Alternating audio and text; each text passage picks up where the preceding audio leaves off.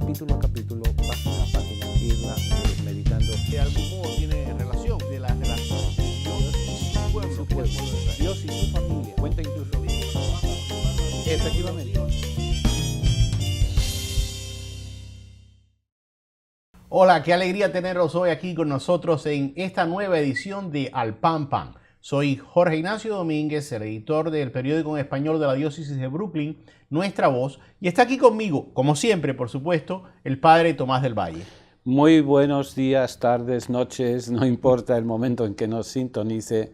Bienvenidos a nuestra tertulia del Pan Pan, en la cual vamos a hablar de lo humano y lo divino, porque la palabra de Dios es humana y a la vez es divina. Así que vamos a dialogar sobre eso. En el primer programa de esta temporada, que vamos a dedicar por completo a la Biblia, conversamos un poco sobre el nombre de la Biblia, el origen de la Biblia, quién lo escribió y un poco sobre el Antiguo Testamento. Y yo quería que hoy nos concentráramos un poco, bueno, en lo que es. Usted es un conocedor de la Biblia y usted es un conocedor de Israel, pero hoy quería que nos concentráramos en lo que es especial, es su especialidad, el Nuevo Testamento. Y quería también que nos concentráramos en cómo llegó a ser el Nuevo Testamento. Y por ahí quería empezar. La formación del Nuevo Testamento es interesante, es más cercana para nosotros en nuestra cultura que el Antiguo Testamento. El Antiguo Testamento es una mezcla de hebreo, de arameo, de una serie de lenguas siríacas, etc. Mientras que el Nuevo Testamento es más fácil porque desde el primer momento, el primer documento hasta el último documento, fue escrito en griego.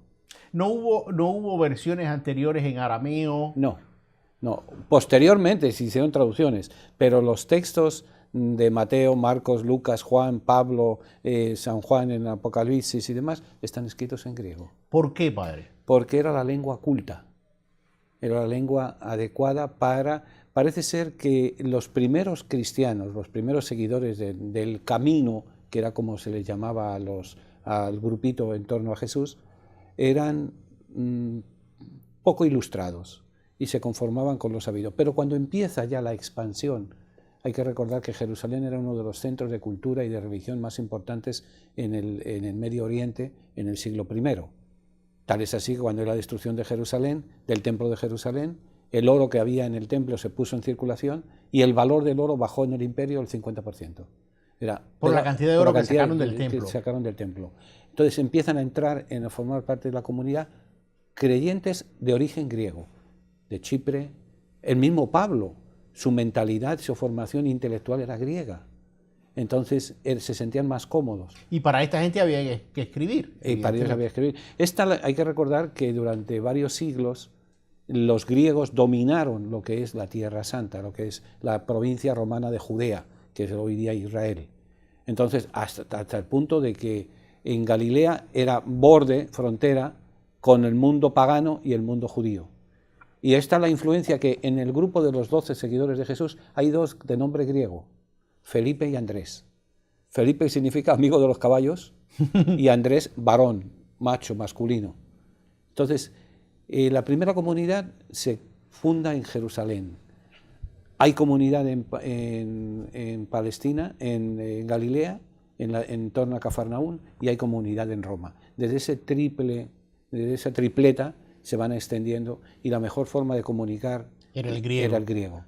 Era el griego y el latín, pero sobre todo el griego. Entonces, ¿hay primero una tradición oral, como en el caso del Antiguo Testamento? Sí, hay una tradición oral, pero muy reciente, y entonces ya empiezan los primeros escritos. El primer escrito del Nuevo Testamento es la carta a los tesalonicenses, hacia el año 45, más o menos, 40, 45, 50, menos del 50, ya aparece en ese dato. Pablo es perfecto grecoparlante. Entonces sus cartas, las que son de él, porque hay otras... O sea, Pablo hablaba perfectamente el griego. Perfectamente el griego. Mateo, hay la tradición de que hubo una primera edición en arameo, porque él dirige su evangelio a los judíos, a los cristianos procedentes del judaísmo. Cada uno de ellos va a presentarnos el rostro diverso de Cristo, pero pensando en un público concreto. Marcos, que es el más antiguo, pensando en cristianos que proceden del paganismo y que viven en la ciudad de Roma, y a los cuales hay que decirles Jesús es el Señor. Mateo es un grupo de judíos que que se han convertido al cristianismo, que viven fuera de la diáspora, fuera de Palestina, fuera de Jerusalén, y viven sobre todo en Antioquía. Antioquía de Siria. Siria, desgraciadamente, hoy en día vemos que es la tristeza que tenemos sobre todo los que lo hemos conocido. No se puede visitar, pero Siria podría ser la sucesión de la Tierra Santa. Hay 3 países, Siria, Jordania e Israel, que prácticamente serían el mundo de la Sagrada Escritura. Hay un poco en el Líbano, un poco en Persia, en Irán, pero eso es lo lo fundamental es Israel, Siria y Jordania. Entonces, en Israel hay una comunidad grande en Antioquía. Mateo le dirige, y el esquema es, pensando en el Pentateuco, el Evangelio de Mateo tiene 5 grandes bloques. Y la gran ley... Claro, era para una comunidad judía, conocían bien el Pentateuco, hay que reforzar la correspondencia entre la vida de Jesús y el Pentateuco. Un dato curioso, cuando José se entera de que María está embarazada y él no tiene arte ni parte, ¿quién le avisa? Un ángel en sueños. José, el hijo de Jacob, ¿cómo salva la vida? Por lo que se le revela en el sueño. Los sueños. O sea, la interpretación juega con ese detalle. Un simple detalle. Lucas es más universal. Lucas es de origen griego. Se habla incluso, hay una tradición no escrita de que era médico, etc. Sí, claro. Era médico, era un intelectual, uno de los primeros intelectuales que forma parte del cristianismo. Entonces, desde Marcos a los paganos, Mateo a los judíos y Lucas al mundo universal, la universalidad de la mentalidad griega, nos presentan el mensaje de Jesús. Y Juan es una reflexión, la clave de la reflexión es el prólogo de San Juan. En el principio era la palabra. Entonces, y la palabra se hizo carne. La palabra se hizo carne. Juan es distinto de Mateo, Marcos y Lucas, que conocemos como los sinópticos, porque tienen más o menos una correlación. Él es rancho aparte. Él es más profundo, más místico, y nos presenta la clave del Evangelio de Juan es el prólogo. En el principio estaba la palabra. Sí, padre, siempre oímos decir que Mateo, Lucas y Marcos son sinópticos. ¿Qué quiere decir sinóptico? Que se pueden poner en una sinopsis, en un plano, y que coinciden más o menos las 3 historias. Las 3 historias que se comparten. Mientras que el tono en el Evangelio de Juan es totalmente distinto. Primero, que escribe muy posteriormente, cuando ya están escritos los otros evangelios. Es el único que, sin pretenderlo, nos da datos históricos que no dan los otros. Los otros lo dan de referencias. El único que está al pie de la cruz. El único, junto con Pedro, pero no es escritor, junto con Pedro, que va al sepulcro vacío. Al sepulcro el día de la resurrección. Es el único que se encarga de María, la madre de Jesús. Pero hay datos, por ejemplo, las bodas de Caná es el único que las cuenta. La pasión es bien interesante, que siempre en la tradición católica, en la pasión de San Juan se proclama los Viernes Santos. Es el testigo directo. Entonces, con ese núcleo, con esos 4, empieza la difusión de la palabra. Eso supone una cosa muy importante, y es que había comunidades. Porque el Evangelio es la narración a una comunidad específica. Paganos en Marcos, en Roma, exjudíos en Antioquía, llamadas universal, la reflexión a los creyentes de Juan. O sea, que los evangelios se escriben, como en lenguaje actual, diríamos que los evangelios se escriben con una intención pastoral. Efectivamente. Hay que escribir la historia porque estas comunidades han recibido el mensaje y se han convertido en cristianismo y necesitan saber los detalles del asunto. Conocer el mensaje. Hay una serie de textos escritos, una serie de leyendas, una serie de historias verbales. Por eso, si recuerda que en el comienzo del Evangelio de San Lucas, Lucas se dirige a su amigo Teófilo. Ha habido muchos que han tratado yo te voy a contar mi verdad, vamos a ponerle así, indicando que hay narraciones. Porque la primera generación de cristianos, las generaciones son del año 0 al año 40, no necesitaron escritos porque lo habían visto. La segunda, del 40 al 80, empieza ya a aparecer textos porque no se sabe qué es lo que ha pasado y han muerto muchos de los testigos originales.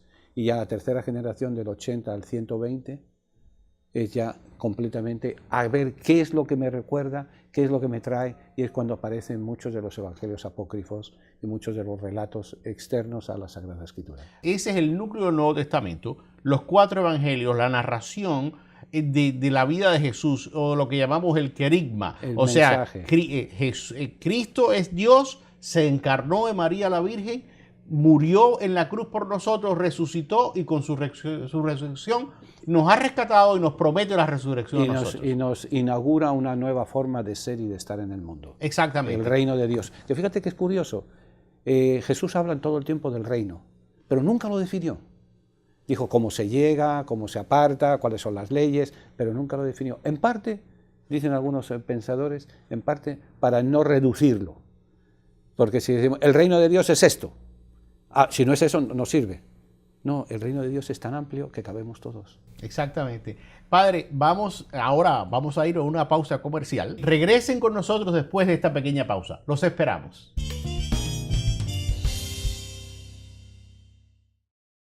Gracias por estar de nuevo con nosotros. Estamos en el segundo segmento del segundo programa de la tercera temporada del Pan Pan. Padre, estábamos hablando en el primer segmento muy abuelo de pájaro sobre el Antiguo Testamento. Daba para mucho más. Efectivamente, poder reducir el Antiguo Testamento a 25 minutos es un poco arriesgado y un poco audaz y un poco frívolo hasta cierto punto, pero hay que ir, más vale eso que nada. Exacto, y yo pienso que en futuros programas podemos ir a partes específicas de los temas que estamos hablando de un modo muy general. Y por cierto, ahora en este segmento, como había dicho en la pausa, antes de la pausa, vamos a hablar de otro tema que daría para mucho más, pero que simplemente lo vamos a tratar brevemente. Y es las otras partes del Nuevo Testamento. Hablamos un poquito sobre los 4 evangelios, los 3 sinópticos y el evangelio de Juan. Y yo quería que usted nos hablara un poquito después de los 4 evangelios que narran la vida de Jesús, básicamente, o sea, su pasión, su muerte y su resurrección, que es el centro del mensaje. ¿Qué viene después en el Nuevo Testamento? Vienen los hechos y vienen las cartas y el libro del Apocalipsis. ¿Qué cosa es los hechos? Los hechos de los apóstoles prácticamente vienen siendo el segundo tomo del Evangelio de Lucas. O sea, Lucas tiene una misión específica, presentarnos el mensaje de Jesús y presentarnos una figura de Dios, que Dios es misericordia. Entonces, Lucas está continuamente caminando. Va de Galilea a Jerusalén y de Jerusalén al mundo entero. Galilea a Jerusalén y la proclamación es Jesús. De Jerusalén al mundo entero van a ser los formadores de la comunidad, los 2 líderes de la comunidad, Pedro y Pablo. O sea que prácticamente está mal llamado el libro de los Hechos, sería el libro de Pedro y de Pablo. Porque la tradición nos dice que Lucas anduvo con Pedro. Con Pablo. Con Pablo. Con Pablo, sí. Él es de Chipre, se conserva todavía en un monasterio en Chipre la supuesta pintura que él pintó de la Virgen María. Se habla incluso de mucho contacto con María, por eso nos cuenta cosas, que es el único, por ejemplo, la Anunciación, el único que nos cuenta la Anunciación es él. ¿Entiendes? Y la figura de Isabel, ¿entiendes? Entonces, ya tiene una mentalidad más universal, una mentalidad griega. Entonces, es Evangelio, hechos, una sola. Entonces, y usted decía que los hechos nos cuenta sobre todo sobre Pedro y Pablo, pero pudiéramos decir también que de alguna manera es el mejor testimonio que tenemos de los primeros años de la comunidad cristiana. Es como nace la comunidad, nos indica los luces y las sombras de esa comunidad. Y nos indica una cosa muy importante, que aparte que la comunidad se va expandiendo, la comunidad es una comunidad humana. ¿Qué usted quiere decir con eso? Que no eran santos todos los que vivían allí, eran, gracias a Dios, simplemente humanos. Que eran como nosotros. Eran como nosotros, es lo que quiero decir. El caso, por ejemplo, de la fundación de los diáconos. ¿Por qué se fundan los diáconos? Porque se forma el chisme de que a las viudas de origen griego las tratan con menosprecio comparado con las viudas de origen judío. Entonces van a donde los apóstoles un momento, y los apóstoles les paran el carrito y les dicen: nosotros no estamos aquí para administrar, estamos para rezar y predicar. Como nosotros los hispanos que nos quejamos en las parroquias aquí. Más o menos eso es lo que viene. Y esto es la fundación de los diáconos, los servidores. Y así, luces, sombras, las aventuras de Pablo, que lo apedrean, pero que se dedica a trabajar para poderse mantener, que se corta el pelo yendo de Corinto, saliendo de Corinto a Siria. Está a punto de morir en un naufragio. Así, incluso hay 6 años en la vida de Pablo que no sabemos qué es lo que hizo. Después de la conversión y el bautizo, se desapareció. Tuvo un sabático. Tuvo un sabático de 6 años. Yo quisiera uno de esos. Así, entonces, es la vida de la comunidad. No, pero me gustó eso mucho que usted dijo, Y de verdad que nunca lo había pensado. Que uno siempre toma el libro de los Hechos como la historia de la primera comunidad cristiana, los inicios de la comunidad cristiana, y es cierto. Pero usted dice, pero no todo, había muchas más comunidades de las que no sabemos nada. Efectivamente. Sabemos de las que nos cuenta el libro de los Hechos, ¿no? Había comunidad en Damasco, porque sabemos que había comunidad en Damasco. Pablo se entera y va a perseguir a los cristianos de Damasco. O sea, más, hay comunidad en Chipre, es una islita preciosa, que se recorre en el día entero en forma de arpa. Hay comunidad, ¿por qué sabemos que en Chipre? Porque Lucas aparentemente era chipriota, Bernabé era aparentemente chipriota. Claro. Hay comunidades en Roma, hay comunidades en Corinto, claro, que las va fundando. Y de muchas de esas comunidades sabemos poco. Pero eso tiene un poquito que ver con lo próximo que le quiero preguntar, las cartas. Pablo lo que hace, él no se desentiende de sus vamos a decir feligreses, vamos a llamarlo así. No se desentiende de las comunidades. O sea, Pablo va fundando comunidades. Va fundando. Y la estrategia es muy curiosa. Pablo era profundamente conocedor del judaísmo. Por eso en un primer momento su rabia contra los seguidores de Jesús era porque veía que si esto se llevaba a las últimas era una heterodoxia desde el punto de vista de un efectivamente. judío. Pero entonces la estrategia era, llegaban a ciudades, y recuerda que él seguía las rutas de las caravanas. ¿Por qué lo sabemos? ¿Por qué las conocía? Porque su padre era fabricante de tiendas. Las tiendas de campaña no se hacían para ir al camping o ir a la playa. Para vivir en el desierto. Para vivir en el desierto, porque las caravanas eran... Entonces él sigue las ciudades principales de caravanas, Tesalónica, Corinto, Éfeso, que él conocía. Entonces va allí, establece una comunidad, y se le establece la comunidad primero entrando en contacto con los judíos. Él visitaba las sinagogas. Entonces decía, aquel Mesías que anunciaban los profetas, por esto, se cumple en Jesús de Nazaret. O sea, y claro, él sigue manteniendo ese contacto con las comunidades. Se nos han conservado cartas, por ejemplo, lo de la carta a los Corintios, tenemos 2, pero aparentemente, según los estudios realizados, llegó a tener 6 cartas, de las cuales o se han refundido con otras o han desaparecido. Habla de una carta a los cristianos de la Odisea que no se ha encontrado. Cuando se elaboró... Sí, se menciona, pero no se ha encontrado. No se ha encontrado.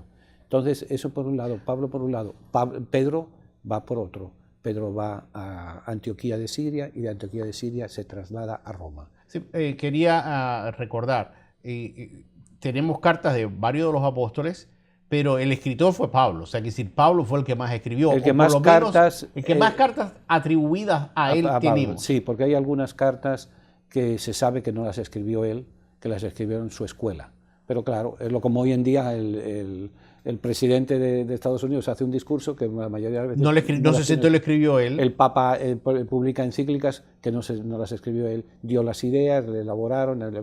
y las aprobó después, la revisó. Ahora, el momento que se publica y se firma, ya es propiedad de... Exacto. Claro. Entonces, y atribuido a... Pues con Pablo ocurrió lo mismo. Cartas apostólicas, Pablo es el que más tiene, Pedro tiene 3 cartas, Santiago tiene otra y San Juan tiene 3 también.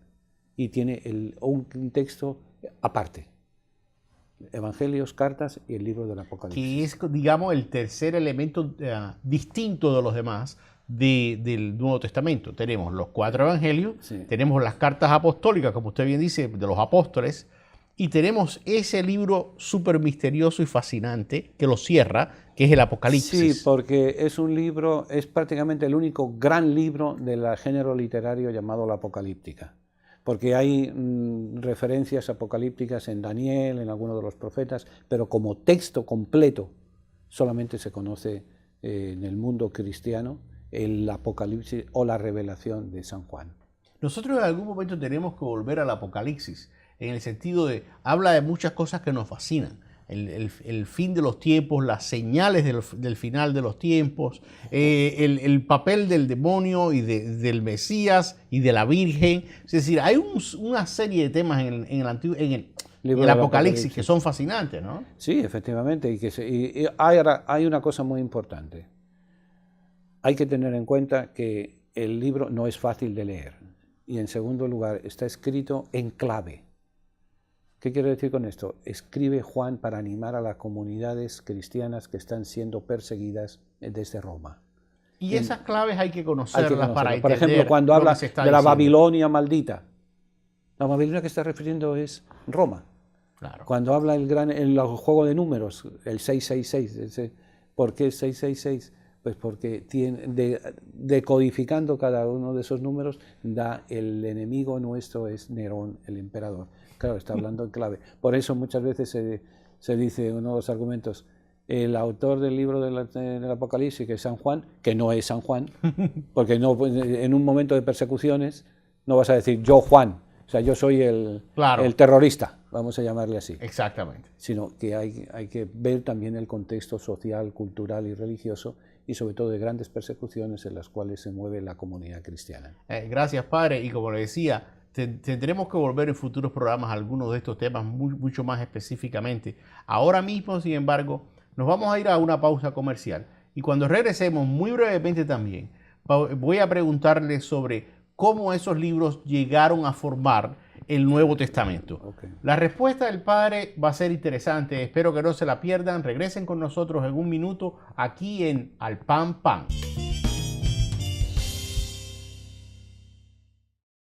Muchas gracias por estar con nosotros en el último segmento del programa de hoy. El padre Tomás, que responde todas las preguntas, nos iba a responder cómo llegaron los libros del Nuevo Testamento al Nuevo Testamento. Y padre, también queríamos saber cómo podemos saber que estos libros realmente reflejan la vida de Cristo. En primer lugar, llegan después de un largo proceso. Hay que considerar una cosa muy importante.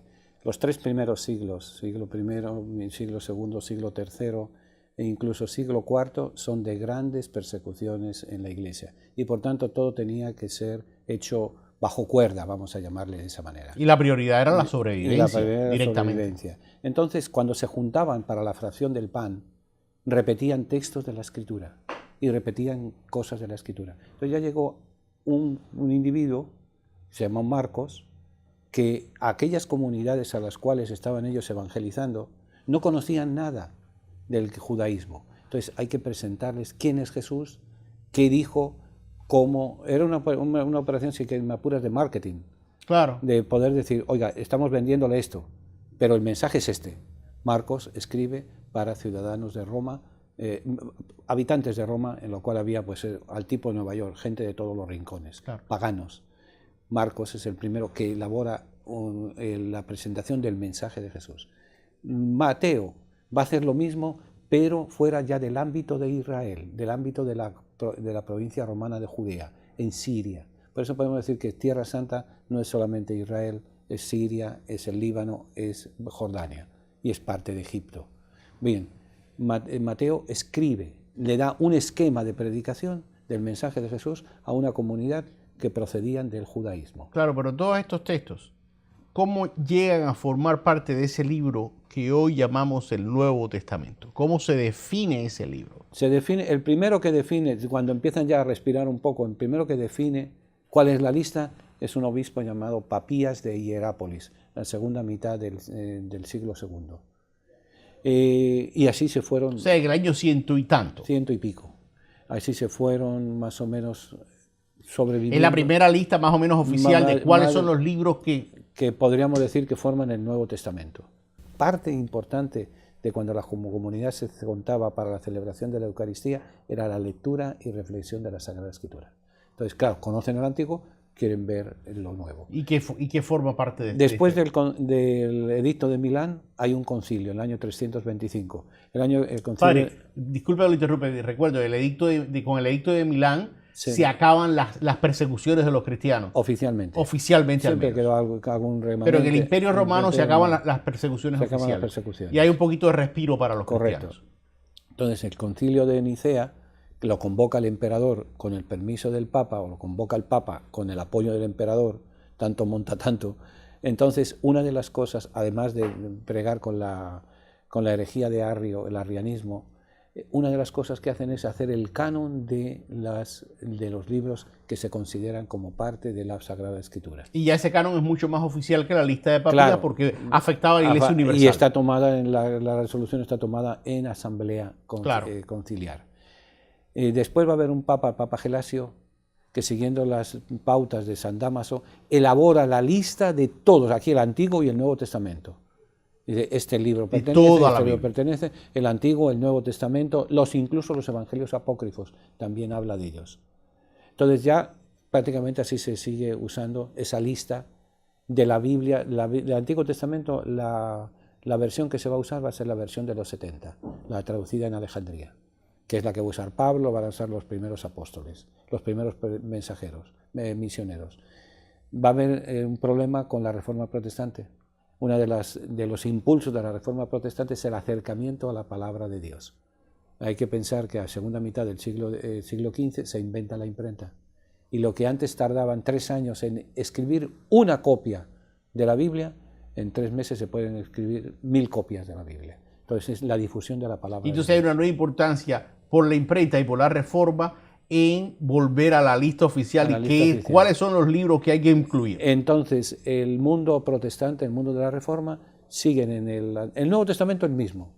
Excluyen la Carta a Santiago, porque hay ciertas cosas que no les interesa, pero eso es, y en el Antiguo Testamento siguen la lista de los judíos, el canon palestinense, que tiene 6 libros menos. Entonces, claro, Concilio de Trento, gran parte del Concilio de Trento es para responder a la reforma. Y una de las cosas que se dice, la Biblia, los libros de la Biblia son esto. Se recurre un poco a la lista del Papa Gelasio.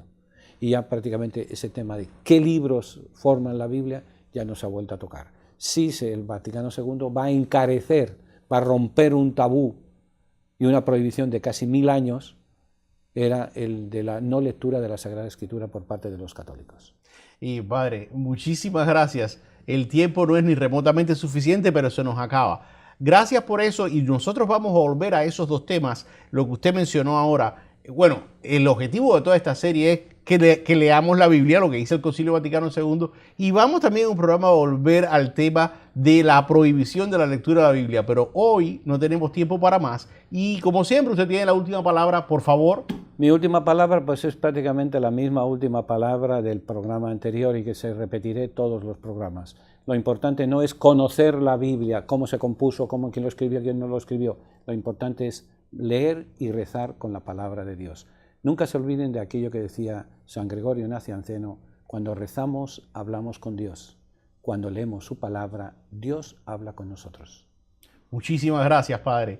Y muchísimas gracias a ustedes por haber estado hoy con nosotros en esta segunda edición de Al Pan Pan en su 3ª temporada. Esperamos que sigan con nosotros, esperamos que sigan escuchando mis preguntas, que quizás son las de ustedes, para escuchar las respuestas del Padre Tomás. Los esperamos en nuestro próximo programa. Hasta luego.